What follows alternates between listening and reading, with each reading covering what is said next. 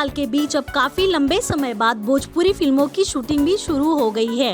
इस बीच अब बेहतरीन फिल्म निर्माण के क्षेत्र में सक्रिय बीबी जायसवाल प्रोडक्शन बैनर तले भोजपुरी फिल्म साथ छूटे ना साथिया की शूटिंग विधिवत पूजा अर्चना करके भव्य मुहूर्त के साथ शुरू की गई।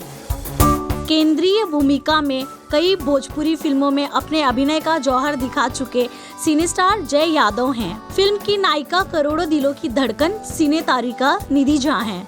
इस फिल्म में टिकटॉक स्टार और MX Takatak star Mukesh Jaiswal Bhojpuri film industry में धमाकेदार एंट्री कर रहे हैं। उनका साथ नायिका ऋचा दीक्षित दे रही हैं। उनकी चौकड़ी दर्शकों का खूब मनोरंजन करने वाली हैं। इस फिल्म को लेकर फिल्म बीबी जायसवाल काफी एक्साइटेड हैं। यह फिल्म 2021 में रिलीज की जाएगी, जो कि दर्शकों के लिए सरप्राइज पैक होगी। यह फिल्म संपूर्ण पारिवारिक है, जो कि हर वर्ग के दर्शकों को ध्यान में रखकर बनाई जा रही है। भोजपुरी इंडस्ट्री से जुड़ी सभी लेटेस्ट अपडेट्स के लिए जुड़े रहे लहरे के साथ।